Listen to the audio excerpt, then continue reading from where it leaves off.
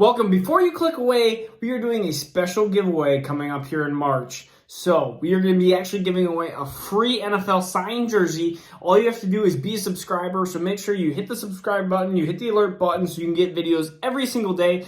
This is Marcus with Dynasty Football Dads. Of course, we're doing a lot of Dynasty content, rookies, mock drafts, all sorts of different things. But this is going to be the most underrated wide receiver. And if you go towards the end too, you'll have another bonus wide receiver.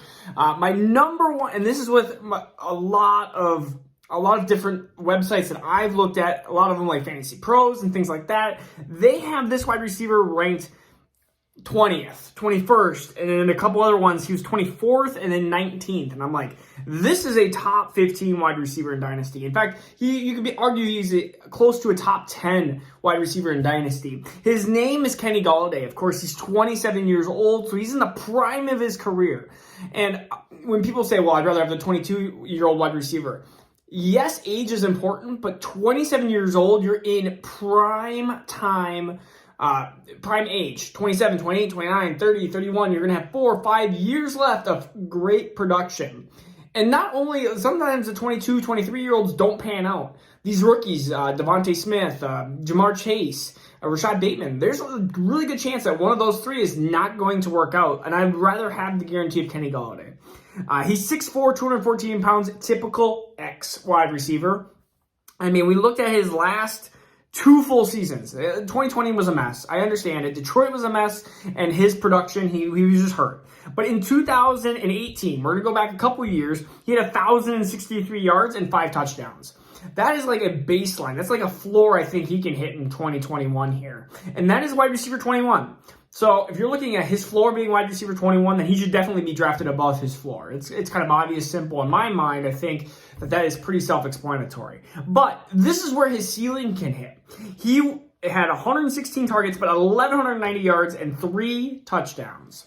3 touchdowns. He was third in fantasy, 11 touchdowns. So 11 touchdowns in fantasy football in 2019. His ceiling is wide receiver 3. I think. And I think in between is where you're probably going to see a lot of his production in the next couple of years, which is like wide receiver 8 to wide receiver like 13. And that's why he is close to a top 10 dynasty wide receiver for me. And being 27, we're again in prime production land here. Usually wide receivers don't fall off to about like that 32-year-old age. So again, 4 years of good wide receiver 1, maybe high end 2 production. Buy. Especially now that he's been hurt, his value's probably dipped.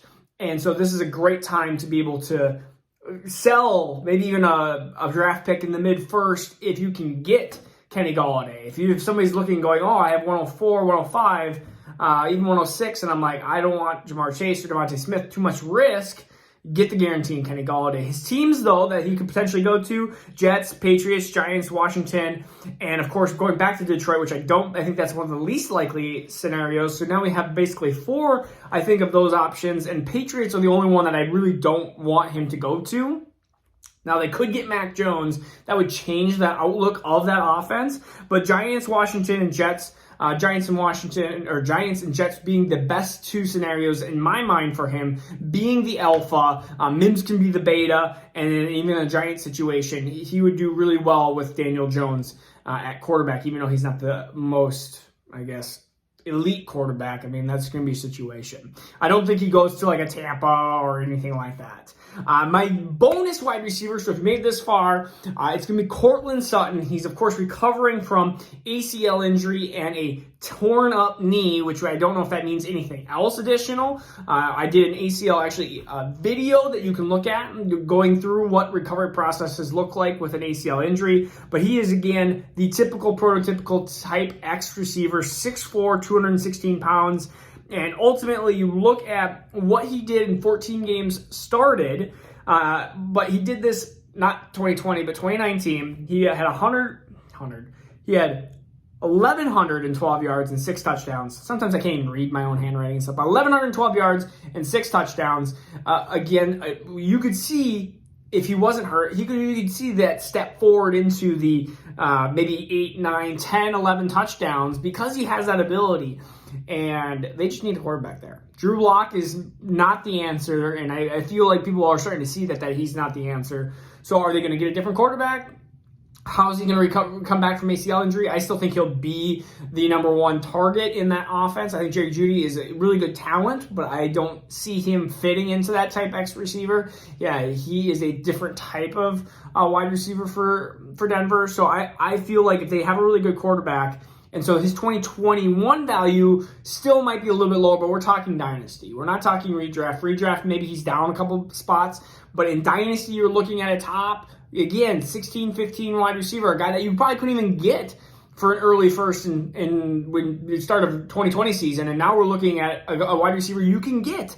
And I was even looking through, like, what are some of the trades that are happening, and it's like people are trading seconds to get Sutton. I'm like, he's worth a mid-first again. Like, I would rather have Sutton and Galladay versus Devontae Smith and Jamar Chase. That is just how I feel. I would rather have the production, the guarantee of what I know they can do and what I can see in the future versus having the risk of wide receivers. I mean, look at the wide receiver. You have some amazing wide receivers in the 2020 class, and then you have some duds so far in the 2020 class.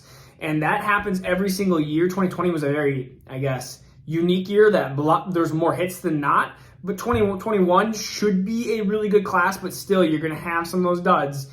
So you're going to have some of these wide receivers that might jump above these two players, but you're going to have a lot of them that don't. So your odds are going to be better taking one of these two wide receivers. So this is Marcus with Dynasty Football Dads. Make sure you subscribe to the giveaway here. I call it the pre-March giveaway. I'll let you guys know what the jersey is going to be here March 1st. We'll go through that. So this is Marcus with Dynasty Football Dads. Peace out. I'll see you tomorrow.